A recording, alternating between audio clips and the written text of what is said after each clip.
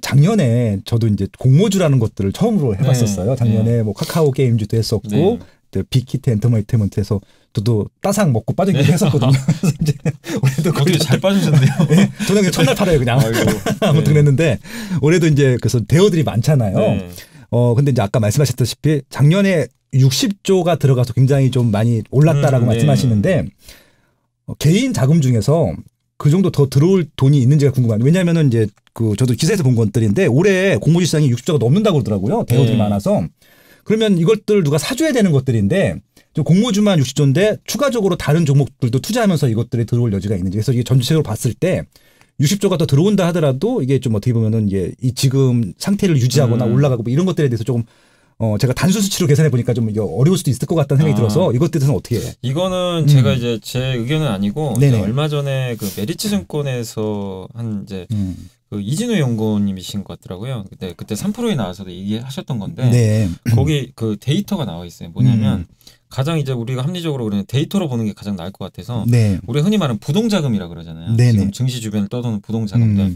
그게 뭐 M1 더하기 M2라고 하는데 그렇죠. 뭐 여러 가지 예금, 당장 현금할 수 있는 자금뿐만 아니라 뭐 정기 적금까지 다 포함해가지고 그 자금 대비해가지고 지금 이 개인들이 주식을 살 수 있는 자금이 뭐냐면 이제 고객 예탁금. 거기다가 정리식 펀드 같은 거. 아니면 이제 CMA 계좌라든가 이런 것들이잖아요. 이런 것들을 이제 합산해봤더니 이게 비교로 어떻게 했냐면 개인들이 증시에 열광을 했던 게 일단은 데이터로 확인 가능한데 3번 있었대요. 그때가 IT 버블 이제 나오기 전에 99년도 기억나시죠? 그죠. 그때랑 2007년도, 2007년 8년도 그때 한참 이제 중국 버블 터질 때 이땐 정리식 펀드가 유행했을 때고 저희 전 사장님이 전 직원들한테 하라고 하셔갖고요. 진짜요? 예, 근데 꼭지에 산 거예요. 다. 그래서 2년 동안 굉장히 우울했었던 기억이 나네요. 지금 저도 베트남, 중국식, 인도 뭐. 맞아요. 그때 안 하신 분이 없었어요. 진짜 브릭스. 브릭스. 근데 그때는 펀드 열풍이었고 지금 이제 직접 투자 열풍인데 색깔만 바뀌었지만 근데 그거를 그러니까 전체 부동산 그 당시에 부동자금 대비해서 예탁금이나 펀드 자금을 합친 비율을 나타냈더니 99년도는 무려 40%가 넘었어요. 그러니까 엄청나게 개인들 자금들이 많이 주식에 들어왔던 거죠. 그렇죠. 근데 그때 이제 7년도에는 이게 비중이 19%에서 20% 정도. 한 절반이지만 많았는데 그럼 지금은 우리가 상식적으로 생각하면 왠지 개인들이 엄청나게 좀 주식을 하니까 되게 많을 것 같잖아요. 가장 적어요. 지금이. 부동자금이 워낙 늘어나가지고 10%밖에 안 돼요. 그러니까 역대로 보면 개인들이 증시에 가장 많이 참여했던 3번을 봤을 때 부동자금 전체 사이즈 대비해서는 현재 들어온 자금이 10%밖에 안 돼요. 그러니까 과거 데이터를 염두에 두면 더 들어올 놈은 충분히 남아있어요. 그래서 지금 개인들이 이러다가 안 들어올 수도 있어요. 그렇죠. 뭐 개인들이 심리가 불편하거나 뭐 3,100이 너무 비싼 것 같다. 이러면 또 여기가 끝일 수도 있는데 그냥 과거랑 우리가 수치를 대비해 봤을 때는 또 개인들이 여전히 심리가 괜찮고 증시를 낙관적으로 본다라면은 충분히 15%에서 20% 들어올 수도 있는 거거든요. 그러면은 지금 10% 들어왔는데 이 정도면 여기서 만약에 10%가 예전 2007년만큼만 들어온다면 정말 이거는 정말 이건 상상만 해도 기분은 좋은데 주가가 유동성으로만으로도 근데 너무 유동성으로 가면 또 결과는 안 좋으니까 펀더멘털 돼야 되겠지만 우리가 그냥 단순 수치상으로는 아직도 개인들이 들어올 자금이 많고 아까 말씀하신 대로 이 개인들이 그러면 직접 투자만 하는 게 아니라 공모주도 할 거거든요. 그죠? 공모주 작년에 공모주 열풍이었던 게 아니 이 쥐꼬리만한 금리 받아가지고 뭐하냐. 근데 공모주 봤더니 비비트도 그렇고 SK 바이오팜이 사고를 친 거예요, 사실은. 그때 그 시작이었죠. 하여튼 또 올라갔잖아요. 그게 대박이 나니까. 대박이 났죠. 공모주 받은 분들이 대박이 난 거예요. 그러니까 어떻게 보면은 공모주 청약을 해서 몇 주 받았는데 그게 가만히 앉아서 몇 배가 돼버리니까 며칠 만에. 솔직히 너도 일반인들은 몇 주 못 받잖아요. 근데 그게 재미가 있는 거예요. 이게 따상이 되니까. 그러니까 이거 봐라. 그리고 리스크도 별로 없는 거. 리스크도 없죠. 크게 잃을 건 없고 이 리스크는 없는데 내가 조금만 얻더라도 어쨌든 단돈 몇십만 원이라도 그쵸. 얻을 수 있는 것 같으니까 주식 투자는 직접 하기엔 좀 또 공부도 해야 되고. 근데 우리가 흔히 아는 SK바이오팜, 카카오게임즈 너무나 유명한 기업들이고. 그러니까 그러다 보니까 되게 또 쉽게 접근을 하셨던 것 같고 성공 사례가 나오다 보니까 IPO 투자에 이제 열풍이 불었던 것 같고. 근데 올해도 또 대어들이 있잖아요. 카카오뱅크도 있을 것 같고. 그쵸. 또 SK 바이오사이언스라는 이제 백신 회사도. 뭐 3월 달에 한다고. 그런 대어들이 있으면 이 열풍이 저는 또 이어진다고 봅니다. 올해도. 왜냐하면 돈은 지금 계속 시중에 떠돌아요. 근데 이 돈이 어차피 예금으로 지금 못 가는 상황이고. 예금하면은 그냥 마이너스죠. 마이너스니까. 근데 부동산도 물론 뭐 시황은 나쁘지 않은데 규제가 너무 강하니까. 그건 그냥 세금 때문에 가격이 올라가는 거지 투자를 하는 건 아니에요. 그럼 신규로 봤을 때는 결국 주식 이쪽밖에 머물 수가 없는 상황인데 근데 직접 투자하게 하시는 분들이 분명히 있거든요. 내가 좀 하기 힘드니까. 그럼 간접적으로 했을 때 IPO가 또 좋은 대안이 될 수 있으니까 올해도 작년 못지않게 저는 굉장한 또 IPO 열풍이 한번 불지 않을까. 근데 처음 스타트한 기업이 또 잘 끊어줘야 되겠죠. 그 기업이 뭐 SK 바이오사이언스가 될지 모르겠지만 만약에 그 기업이 스타트를 또 작년 바이오팜처럼 잘 끊어버리면 굉장한 또 열풍이 한번 불 수 있다고 생각을 하고 있습니다. 그래서 이제 저는 잘 모르지만 이제 그 3대 기획사가 있잖아요. 엔터테인먼트사 이제 YG가 있고 SM이 있고 JYP가 있는데 거기가 훨씬 크잖아요. 그죠. 훨씬 매출도 많고. 근데 이제 빅히트가 그 시가총액은 월등히 많단 말이에요. 합치모도 많다는 것들. 그런 것들은 저희가 어떻게 일을 해야 돼요? 그러니까 이게 빅히트라는 게 사실은 원래는 되게 중소형사였죠. 그렇죠. 근데 이제 이게 그 한 그룹이 아주 하드캐리한 거죠. BTS랑 그룹이 나와가지고 그래서 지금 덩치도 커지고 아마 지금 기준으로는 아마 3사보다 더 커졌을 거예요. 지금 현재 기준으로 아마 매출이나 이런 것들이 그리고 팬덤도 너무나 막강하고 그 BTS의 가치를 우리가 계산하기가 너무 힘들어요. 뭐냐면은 우리 한국의 대부분의 그 엔터사들의 뭐 예전에 SM에 있었던 뭐 엑소라든가 아니면 JYP의 주가를 거의 8배 올린 트와이스라든가 뭐 아니면 이제 뭐 빅뱅이 YG 엔터는 빅뱅이나 블랙핑크 같은 건데 근데 이들 그룹도 BTS에 필적할 수가 없어요. 지금은 더 아예 그냥 글로벌로 그냥 다 히트를 쳤기 때문에 그래서 그 가치에 대한 그 프리미엄을 그냥 지불을 해버린 것 같아요. 그러니까 물론 빅히트가 상장했을 때 비싸다는 논란이 너무 많았어요. 이게 말이 되냐? 아니 엔터 3사 합친 거보다 몇 배가 더 비싸다는 게 이게 지금 말이 되는 거냐? 뭐 PER이 막 100배가 넘어가고요. 그래서 상장하고 나서 바로 무너져 버렸죠, 사실은. 전 첫날 뺐어요. 그래서 그럴 것 같다고 느낌이. 근데 사실 좀 비싼 것도 있었는데 사실 급락했던 가장 큰 원인 중에 하나는 그 상장 전에 투자했던 기관들이 되게 많아요. 그걸 엑시트 한다 그러죠. 맞아요. 그거를 이제 상장하자마자 보호예수 기간 끝나니까 바로 털고 나오더라고요. 그러니까 그런 물량 부담도 있었는데 어쨌든 저는 빅히트가 당연히 엔터 3사에 비해서는 가치 평가를 했을 때는 비싼 건 사실이지만 시장은 그걸 근데 인정을 해주고 있어요. 그럼 그래서 저는 시장이 맞다고 생각해요. 저는 개인적으로 항상 이렇게 시장을 볼 때 뭐 JYP 저는 솔직히 제 사심은 저는 JYP를 되게 좋아합니다. 트와이스 때문에?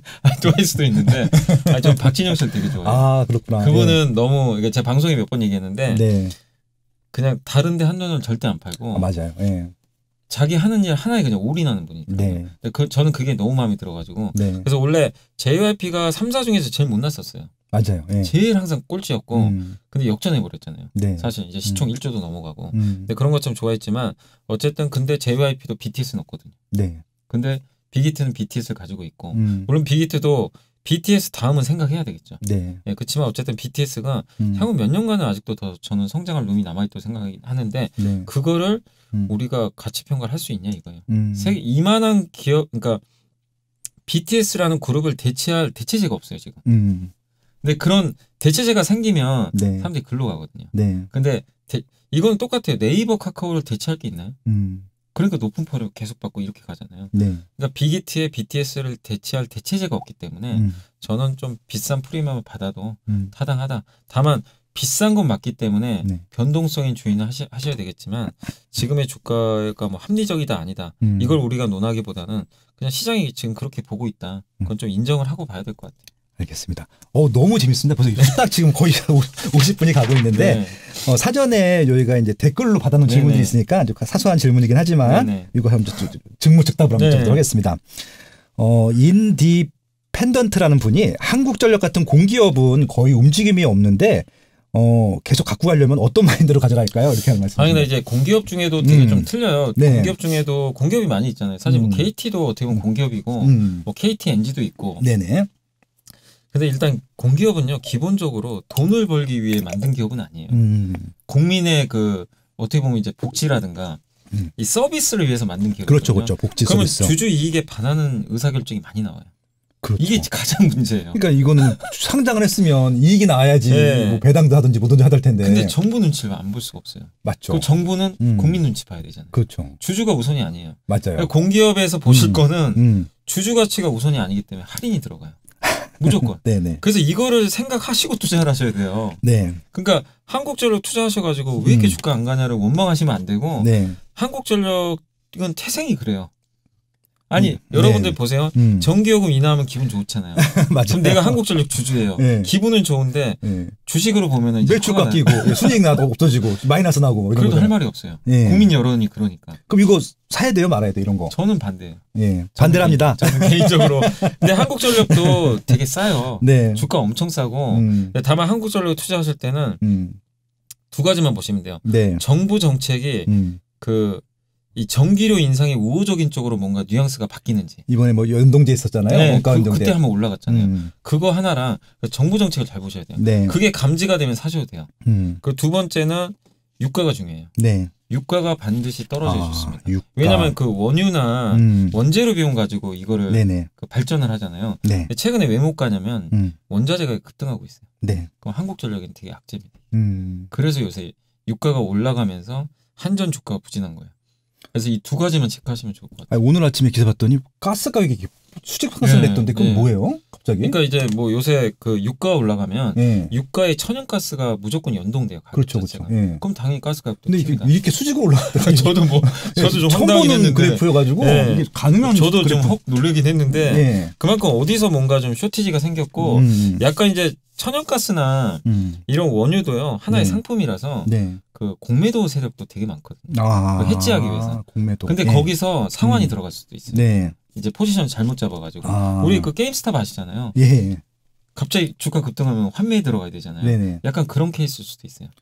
다시 제자리로 왔더라고요. 예. 그러니까 약간 이제 뭔가 주문이 잘못될 수도 있고, 그러니까 그 일시적인 변동이 좀 나올 수도 있지만 어찌 됐건 간에 지금 원자재 가격이 그만큼 위로 지금 튄다는 얘기니까 그런 면에서 한국전력한테 지금 조금 불리한 환경이다. 네. 이렇게 보시면 되겠습니다. 알겠습니다. 공기업 말씀 좋은 말씀 해주셨고요. 어쩌다 육님이라는 분이 이런 질문이 있습니다. 이것도 공기업은 아니지만 거의 준 공기업 같은데 KTNG라고 있어요. 네. 예. 실적도 좋고 싸고 저평가로 보이는데 주가가 너무 안 가고 죄악주라고 하네. 죄악주라는 이미지 때문에 앞으로 전망이 궁금하다라고 하는데 그냥 배당주로 만족하고 차익을 내려놓을지 아니면 손절해야 될지 궁금합니다. 근데 이제 KTNG는 물론 거의 공기업형 기업인데 이 기업은 근데 한전과 다르게 어쨌든 돈은 잘 벌어요. 그러니까요. 거긴 뭐 고정 수요가 딱 단단하잖아요. 담배는 어쨌든 피시는 분들이 아무리 국가에서 피지 말라고 해도 아무리 비싸도. 그래서 저번에 한번 이제 갑자기 뭐 해프닝으로 끝났지만 그 몇 년 후에 올린다고. 담배 요금을 뭐 8,000원까지인가요? 올린다고 해서 주가 한번 급등한 적이 있었거든요. 한번 들썩였는데 어쨌든 장기적으로는 올라갈 가능성이 높아요. 이 담배 요금은 인상할 가능성이 높기 때문에. 근데 다만 담배 인구가 어쨌든 늘진 않거든요. 예전에 비해서. 그러니까 이 성장은 못해요. 그러니까 이건 한마디로 KTNG 전형적인 가치주예요. 가치죠. 그래서 쌀 때 사면 돼요. 쌀 때 사서 안 간다고 뭐라고 하지 마세요. 이 주식이라는 거 성격이 그래요. 성장을 할 룸이 없기 때문에 그냥 이렇게 있다가 어느 날 갑자기 뭔가 한 번씩 모멘텀이 갑자기 생겨요. 뭐가 될지 모르지만 그런 이벤트가 발생하면 주가가 한 10%씩 올라가요. 한 며칠간. 그럼 그땐 팔고 나오셔야 돼요. 그러니까 제가 팁을 드리면 그 은행주도 똑같아요. 은행주나 이런 고배당주라 그러잖아요. 근데 은행주나 이런 담배 회사나 이런 회사들 보면 배당을 진짜 많이 주는데 여러분이 딱 생각해 보세요. 은행주를 딱 물어봤어요. 여러분 뭐라고 답변하세요? 성장한다고 생각하세요? 아니면 성장 안 한다고 생각하세요? 은행주는 100이면 100. 은행주 아무리 생각해도 성장은 안 할 것 같은데요. 네. 대부분 그렇게 생각하시죠. 그렇죠. 차라리 카카오뱅크를 얘기하겠죠. 성장한다면. 그렇죠. 네. 그러면 성장할 룸이 없다는 건 장기 상승은 어렵다는 얘기예요. 근데 주가는 너무나 싸요. 그래서 밑에 하방은 없어요. 네. 손해는 안 봐요. 그래서 많은 분들이 배당을 노리고 배당 기본 5% 나와요. KTNG도. 그러면 안 가면 보유했다가 배당 먹으시면 돼요. 네. 근데 배당을 노리고 내가 잘 샀는데 아까 말씀드린 대로 은행이든 KTNG든 갑자기 10% 수익이 날 때가 있어요. 네. 워낙 싸게 샀으니까. 네. 주가가 영원히 빠지진 않거든요. 그러면 10%에 만족하고 또 팔고 나오세요. 그런 식으로 하셔야지 이거를 뭐 나는 2배 간다, 뭐 성장주 투자하는 것처럼 묻어놔가지고 나는 몇 년 가져갈 겁니다. 절대 그러시면 안 돼요. KTNG가 진짜 2차 전지처럼 성장 산업을 뭔가 엔진을 달았다. 그러면 달라지는데 아니 그거 아니잖아요. 그러니까 이제 예를 들어서 뭐 이건 그냥 농담이니까 네. 듣고 잊어먹으세요. 대마초를 합법화해. 대마초를 팔기 시작했어. 네, 맞아요. 그럼 매출이 급등할 거 아니에요. 네. 그런 모멘텀이 없는 이상 가치주로. 네. 그러니까 배당으로 네. 들어가셨다가 배당 이상의 수익이 나면 좀 챙기고 나오시고 네. 그런 매매가 편합니다. 알겠습니다. 그럼 배당주 나온 김에 추가적인 질문인데요. 리츠가 있어요. 리츠. 신한 알파 리츠. 네. 예, 그것도 처음에는 굉장히 이슈가 됐었는데 요즘 리츠 상품들이 대부분 좀 브랜드도 조금 언급도 안 되고 네. 회자도 안 되고 그렇거든요. 네. 리츠는 어떻게 보세요? 리츠는 이제 리츠도 보통 보면 고배당 상품이잖아요. 그렇죠. 배당을 많이 주는. 그렇죠, 그러니까 그렇죠. 안정적으로 배당. 똑같죠. 인기가 없어요 지금. 왜 그러겠어요? 카카오, 네이버 같은 게 가는 장에선 네. 이런 안정 성향의 종목들이 인기가 없습니다. 그럼 언제 가느냐? 금리가 튈 때 가겠죠. 금리가 어느 정도 튀면서 네. 아까 말씀드린 금리가 올라가면 가치주 시대가 오거든요. 네. 그러면 하반기에는 금리가 더 올라갈 가능성이 저는 높다고 봐요. 왜냐면 금리가 올라갈 가능성이 높다고. 왜냐하면 지금도 좀 올라가는데 네. 왜냐하면은 이제 경기가 회복되면 네. 경기를 반영하는 게 금리잖아요. 그리고 경기가 좋아지면 물가가 튀거든요. 그렇죠. 물가 오르면 당연히 금리는 따라가게 됩니다. 그래서 지금보다는 금리가 더 올라가는데 금리가 오르면 성장주보다는 당연히 가치주한테 되게 유리합니다. 그러니까 대표적인 게 은행 같은 경우 금리 올라가면 되게 좋잖아요. 그렇죠. 은행은 또 고배당주고. 네. 그럼 같이 그런 거랑 맞물려 가지고 리츠 상품에 대한 또 투자가 활성화될 수 있는데 네. 근데 지금은 너무 저금리예요. 너무 저금리다 보니까 이런 저금리 국면에서는 배당주를 사는 것보다는 사람들이 봤을 때 성장하는 기업을 사가지고 배당 수익률보다 이쪽이 훨씬 많이 나오거든요. 네. 그러다 보니까 그렇게 되는데 그래서 하반기엔 저는 한번 좀 괜찮지 않을까 싶어요. 리츠도 한번 이제 금리가 좀 올라간다면. 예. 근데 당분간은 좀 상반기까지는 그런 흐름이 나오기는 아직은 어려우니까 조금 재미없게는 흘러갈 것 같습니다. 그래서 KTNG랑 좀 비슷하게 보셔야 될 것 같아요. 일단. 아무튼 이렇게 또 금리를 바라보는 배당주에 대한 가치주자에 대한 또 인사이트를 설명주셔서 아마 크게 도움이 되셨을 것 같고요. 또 유수님께서 이분은 이제 노후를 준비하시는 분 같은데 배당주에 관심이 많으신가 봐요. 네. 그래서 이제 배당주에 앞으로 은퇴가 10년 남았기 때문에 10년 동안 이제 배당주를 늘려가는 투자를 하시겠다라고 하는데 이분이 어떻게 목표를 세웠냐면은 매년 한 600만 원 정도 배당을 받는 걸 목표로 일단 주식을 투자하겠다라고 하신 거예요. 그래서 예를 들어서 KB금융이 관심 주식이어서 배당률을 5%로 가정하면은 매년 600만 원 배당을 받기 위해서는 약 1억 2천만 원이 필요한데 네. 이런 주식 수로 현재 주가 4만 5천 원을 나눴을 때 2,700주가 필요하대요. 네네. 그래서 10년간 매년 270주씩 나눠서 사겠다고 하는 것들인데 이렇게 하는 게 맞는 투자인지 궁금하다고. 이거는 뭐 근데 되게 주식 어떻게 보면은 진짜 그 치밀하신 분 같아요. 10년 동안 은퇴기를 딱 세우신 거잖아요. 이런 분들은 사실 별로 없어요, 사실은. 이런 분들은 별로 없는데 저는 반드시 성공할 것 같아요. 이렇게 하면 되는 이렇게 이게 정답인지 아닌지를 떠나서 이런 식으로 굉장히 논리적으로 접근하시잖아요. 뭔가 그냥 두루뭉실하게 나 그냥 대충 5% 먹어야지 이게 아니라 체계적으로 딱 계산을 하시잖아요. 그리고 배당주라는 거는 주가가 거의 안 움직여요, 잘. 원래 은행주 사시는 거니까. 근데 이렇게 적립식으로 사시는 거 저는 너무 좋다고 생각합니다. 이게 뭐 이렇게 하셨다고 꼭 무조건 5% 수익 나는 건 아니지만 왜냐하면 배당이라는 것도 나중에 바뀔 수도 있어요. 그렇죠, 정책에 그렇죠. 따라서. 근데 수도 은행이 있고. 그렇다고 망할 것도 아니고 꾸준하게 돈 버는 건 사실이니까 저는 이런 전략 자체는 굉장히 바람직하다. 근데 다만 배당주를 사실 때도 너무 우리가 뻔히 하는 고배당주만 하지 마시고 일부는 그러니까 앞으로 배당이 늘어날 수 있는 기업도 좀 보시면 좋을 것 같아요. 그러니까 뭐냐면 대표적인 게 삼성전자 같은 기업이에요. 그렇죠. 배당 수익률은 물론 은행보다 낮은데 배당과 성장이 같이 결합된 주식이 사실 삼성전자입니다. 왜냐하면 지금 이제 이건희 회장이 사망이 있기 때문에 어쨌든 삼성 입장에서는 배당을 늘려야 돼요. 어쨌든 상속세를 내야 되기 때문에. 그렇죠. 그리고 돈도 잘 벌어요. 돈을 잘 버는데 이번에 그 4분기 실적 발표할 때 여러분도 아셨겠지만 배당을 깜짝 배당을 하는 거예요. 사상 최대죠. 네, 저는 깜짝 놀랐어요. 그렇게 많이 줄 줄 몰랐거든요. 그럼 정책이 바뀌기 시작한다는 거예요. 그렇다면 이게 주주 환원 정책이 앞으로 더 강화될 거예요.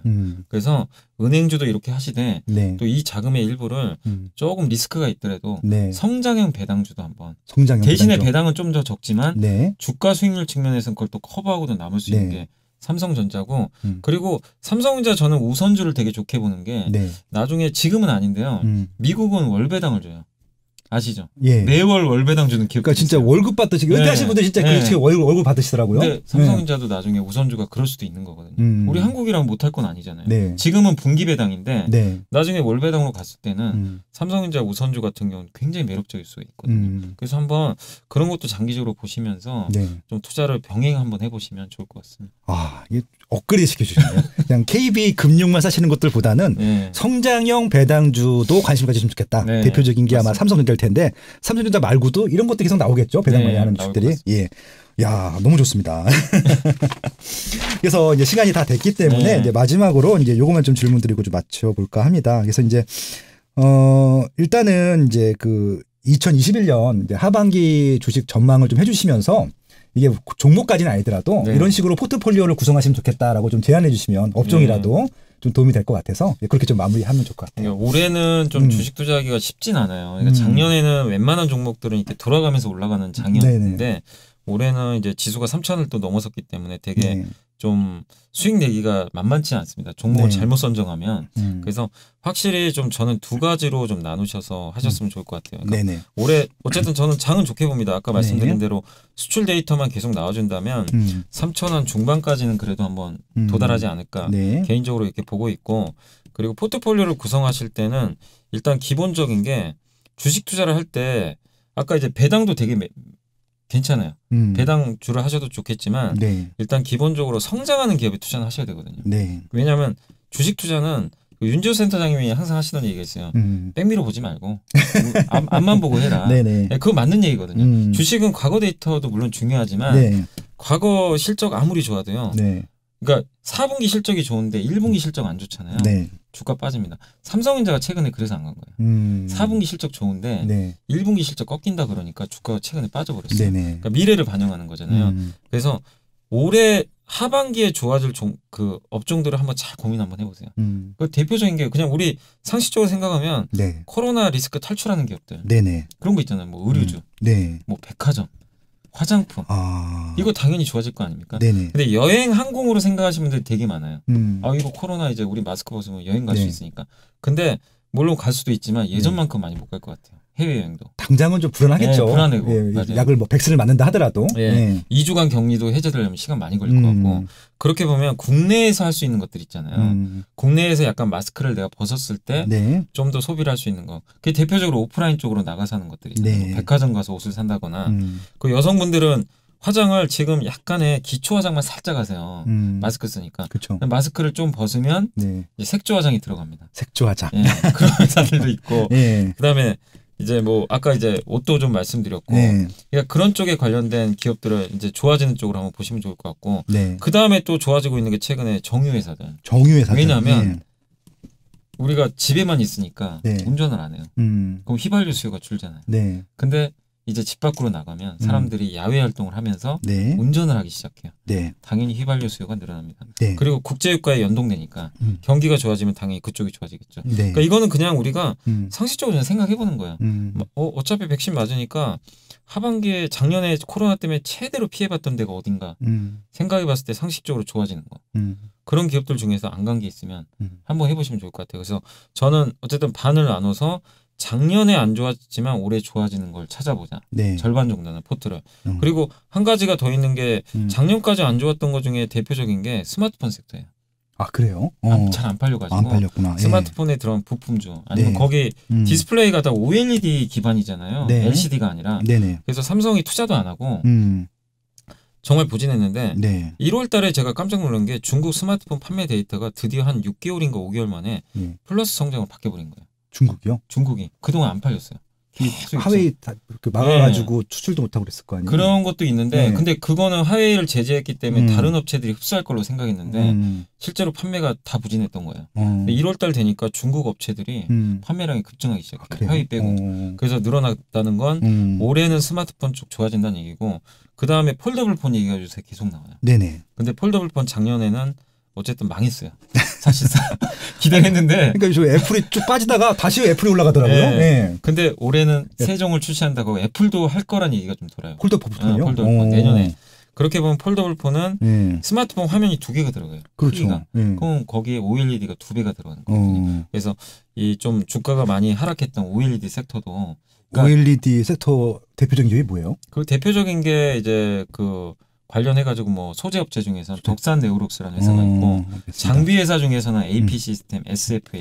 AP 시스템이 거기서 나온 거구나. 예. 그런 기업들을 좀 괜찮아 보이고. 그래서 약간 컨셉을 작년에 최악이었는데 올해 좋아지는 것들은 하방이 단단하잖아요. 네. 그런 것들 한번 찾아보시고 그 다음에 이제 작년에도 좋았지만 올해도 계속 성장할 주도주. 네네. 그거는 뭐 뻔합니다. 제가 말씀한 대로 아시겠지만 반도체. 반도체는 몇 년 계속 좋을 것 같고. 2차 전지 2022년까지는 계속 성장하고 뭐 의심의 여지 없고 그리고 전장 부품, 자동차 부품 있잖아요. 그래서 애플카 이슈 때문에 자동차 뭐 플랫폼 부품이나 이런 거 만드는. 근데 단 자동차 부품 선택하실 때 무조건 전기차 전용 부품. 전기차 전용. 왜냐 내연기관 부품 하시면 안 돼요. 네네. 그쪽은 사양 산업이니까. 이런 쪽은 역시 일부를 좀 채우셔가지고 계속해서 장기 투자 한번 해보시면 좋을 것 같습니다. 이 반도체 말씀하셔서 말씀드리는데 제가 이제 이해가 안 갔던 게 있는데 지금 뭐 반도체 사이클이 사라졌다라는 말이 나오고 사이클. 빅사이클로 진입했다 이런 얘기 나오는데 이게 무슨 의미예요, 이게? 그러니까 반도체가요. 이제 우리나라가 보면 D램이라고 이제 메모리하고 비메모리가 있죠. 근데 비메모리는 그냥 우리 흔히 말하는 이제 일반적인 뭐 다양한 반도체들. 그러니까 대표적인 이제 비메모리 반도체가 이제 스마트폰의 두뇌 역할하는 거. 그렇죠. 우리 그다음 PC의 CPU 같은 거 있잖아요. 네네. 연산하고 이런 것들. 그리고 우리 자동차 탔을 때 딱 타면 요새는 자동차 딱 타면 안전벨트 안 매면 삐삐삐 거리죠. 맞아요. 그거 다 비메모리 반도체가 하는 거거든요. 그런 것들이 이제 비메모리 반도체고. 그러니까 다품종 약간 소량이라고 보시면 되는데 메모리는 뭐냐면 이제 기억을 하는 거잖아요. 그래서 우리나라하고 마이크론, 하이닉스 3사가 세 개의 회사 그냥 과점입니다. 과점인데 이게 사이클이요. 이 세 개의 회사가 투자를 어떻게 하느냐에 따라서 한 1, 2년 좋았다가 1, 2년 적자를 봐요. 지난 몇 년간 그랬어요. 사이클이. 수요도 좋았다 나빴다 이게 반복이 되는데 이 세 개 회사가 이제 가점화된 가운데 투자를 많이 안 늘려요. 옛날처럼. 공급을 막 조절해요. 자기네들이. 그러면 업황이 어떻게 되냐면 옛날에 이랬다면 지금은 슬로우해져요. 근데 여기서 새로운 뭐가 하나 생기는 게 자율주행차. 새로운 수요가 생겼구나. 이 스마트폰이 1년에 14억대 팔린대요. 근데 자율주행이 2024년부터 나오는데 물론 그게 모두 다 그렇게 되는 건 아닌데 만약에 자율주행이 나중에 대중화된다고 생각하면 스마트폰 18억대가 생기는 거랑 똑같대요. 더 많이 들어가고. 거기에 이제 그 D램이 많이 들어가니까. 그럼 그 사이클까지 본다면은 이런 사이클이 좀 이어지다가 나중에 이렇게 가요. 그리고 현재 스마트폰에서 그러니까 D램에서 제일 많이 들어가는 게 스마트폰하고 모바일 D램하고 서버용 D램이거든요. 구글이나 아마존이 하는 서버 있죠.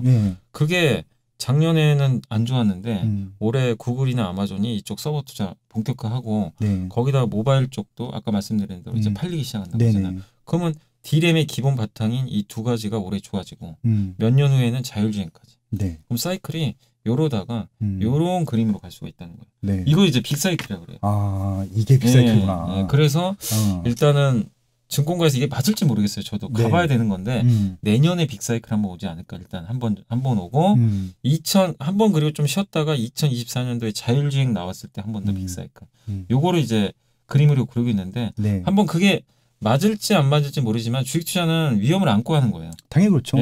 거기에 대한 뭐 확신을 가지시면 반도체 투자하시는 거고 나는 모르겠다. 그럼 그건 어쩔 수 없어요. 그럼 반도체 안 하셔야 되는데 한번 그건 한번 고민해 보시는 게 좋을 것 같아요. 야, 이 빅사이클 가지고도 사이클 가지고도 이렇게 또 쉽게 풀어주시니까 왜 염분리 염승한 하는지 알겠습니다. 아무튼 오늘 방송 거의 1시간 10분 동안 쉴 새 없이 거의 랩을 해주셨어요. 근데 너무 알차고 크게 도움이 됐거든요. 아마 이 주식 공부를 하는 데 있어서 오늘 방송 크게 좀 알차게 활용하실 수 있을 것 같습니다. 앞으로 바쁘시겠지만 기대시면 좀 종종 네, 모실 수 있으면 좋겠습니다. 네, 아무튼 건강하시고요. 지금 제가 제일 우려가 되는 게 이게 확 몰리거든요. 네. 스케줄 좀 때문에 나도 모르게 몸이 망가져요. 맞아요. 그래서 저도 한 번도 대상포진을 걸린 적이 없었는데 2018년에 제가 한번 이런 스케줄로 한번 해본 적이 있었거든요. 전 그게 걸릴지 저도 몰랐었는데 아무튼 건강 조심하시고 예, 무조건 건강하시고 힘드시면 쉬셔야 돼요. 네, 아무튼 예, 그런 덕담을 드리면서 오늘 좀 감사하다는 말씀드리고 마치도록 하겠습니다. 아무튼 감사하고요. 건강하십시오. 고맙습니다. 네.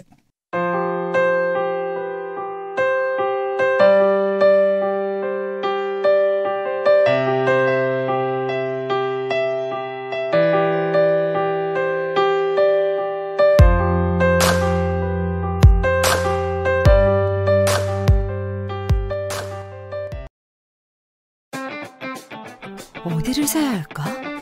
지금 팔아야 할까? 규제 속에도 오르는 부동산은 어디인가? 파시온 김학렬 소장의 20년 노하우를 통째로 알려드리는 책. 대한민국 부동산 미래 지도. 입지의 히스토리가 결정하는 미래 가치의 요건. 발로 뛴 임장으로 알아낸 입체적인 부동산 답사기의 정수. 숨어있는 오르는 집. 지금 알려드립니다. 파시온 김학렬의 대한민국 부동산 미래 지도. 지금 서점에서 만나보세요. 한빛비즈.